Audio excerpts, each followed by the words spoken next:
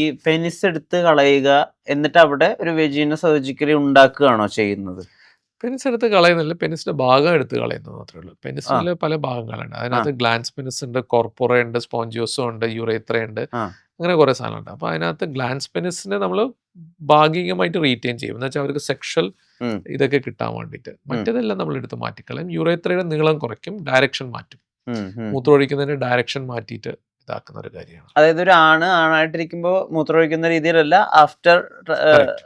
Affirmation surgery മാറും. അതെ, നമ്മൾക്ക് എക്സാക്ട്ലി ലൈക്ക് വിമൻ ആക്കി മാറ്റണം. ഇപ്പൊ സ്ത്രീകള് എപ്പോഴും ഇരുന്നിട്ടായിരിക്കും അപ്പൊ അങ്ങനെ തന്നെയായിരിക്കും ഒരു ജെൻഡർ അഫർമേഷൻ സർജറി ചെയ്തിട്ടുള്ള. Okay okay okay okay. അപ്പൊ ഇപ്പൊ ഒരു വെജീന ഉണ്ടാക്കണം എന്ന് വിചാരിക്കുക, അത് അതിനുള്ള മസിൽസ് അല്ലെങ്കിൽ അതിനുള്ള ടിഷ്യൂസ് പല രീതിയിൽ ചെയ്യാൻ പറ്റും. അത് നമുക്ക് ആക്ച്വലി നമ്മുടെ